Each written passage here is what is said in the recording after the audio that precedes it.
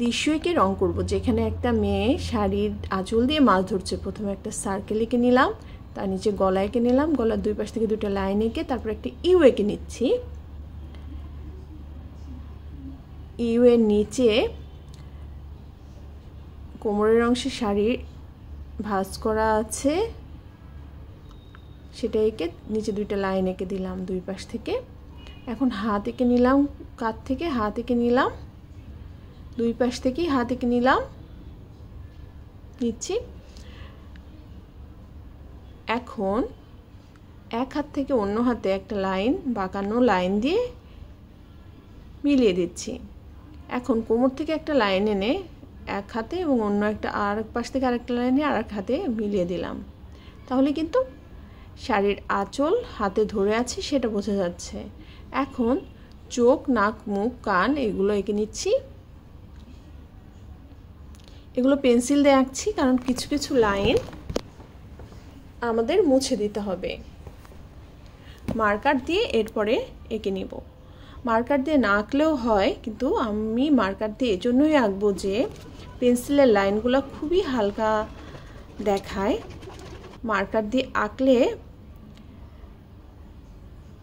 একটু গাঢ় দেখায়, তখন স্পষ্টভাবে সবাই দেখতে পাবে।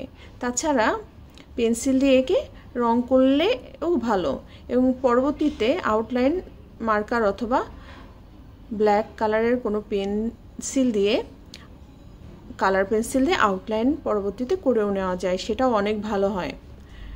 তো এখন সব কিছুই, যেহেতু এর আগে ঘর, গাছ, নদী, শাপলা ফুল সবই এঁকেছি, তো সেক্ষেত্রে আলাদাভাবে এগুলো দেখানোর কিছু নেই, সেজন্য সব কিছুই আমি মার্কার দিয়ে এবং দ্রুত এঁকে নিচ্ছি। আমরা এর আগে ঘর, গাছ, নদী, শাপলা ফুল সবই কিন্তু এঁকেছি, সেজন্য পেন্সিল দিয়ে প্রথমে এঁকে নিয়ে দেখিয়েছি, সেজন্য সব কিছুই মার্কার দিয়ে এঁকে নিলাম। এখন রং করছি স্কিন কালার যেটা, তারপরে ব্রাউন কালার দিয়ে ছায়াটা দেখালাম। এখন যেহেতু মেয়েটা পানির মধ্যে এবং পানির রং নীল, সেক্ষেত্রে এখানে এমন কালার চুজ করতে হবে যাতে পানির সাথে মিলে না যায়। আমি যদি শাড়িতে নীল রং দিতাম তাহলে কিন্তু পানির সাথে মিলে যেত, সেক্ষেত্রে লাল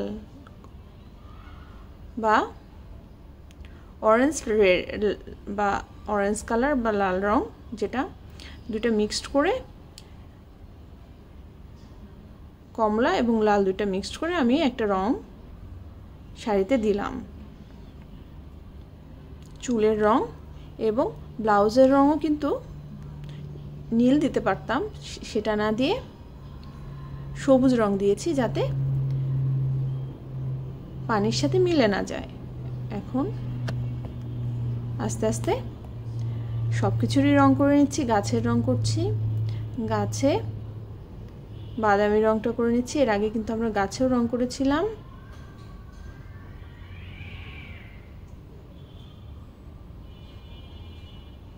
হালকা এবং গাঢ় দিয়ে আলো ছায়াটা দেখাচ্ছি। গাছের পাতার রং করছি, কোথাও হালকা সবুজ, কোথাও গাঢ় সবুজ দিয়ে গাছের পাতার রং করে নিচ্ছি। পাতার রঙও হয়ে গেল। এখন আকাশের রং, যেহেতু ভিডিওটা কম টাইমে করতে হবে, সেক্ষেত্রে খুব সুন্দরভাবে রংটা করা যাচ্ছে না, কারণ একটু তাড়াহুড়ার জন্য রংটা খুব সুন্দরভাবে করতে পারছি না। সেক্ষেত্রে আরেকটু সময় নিয়ে রংটা মিশিয়ে সুন্দরভাবে করলে আরেকটু ভালো লাগতো। এখন আকাশের রং শেষ, পানির রং, আকাশের রং একই রকম, কোনো পাশে হালকা আবার কোনো পাশে গাঢ় রং করেছি। যেখানে হালকা রং করেছি সেখানে হালকা চাপে, এবং যেখানে গাঢ় রং করেছি গাঢ় চাপে। দূরের গ্রাম, মাঠ এগুলো রং করে নিলাম।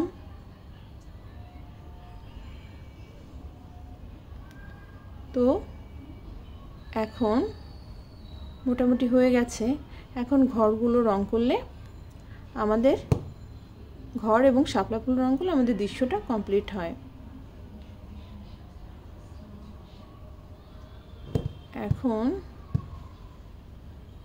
ঘরগুলো রং করছি, ঘরের গাদা রং করছি,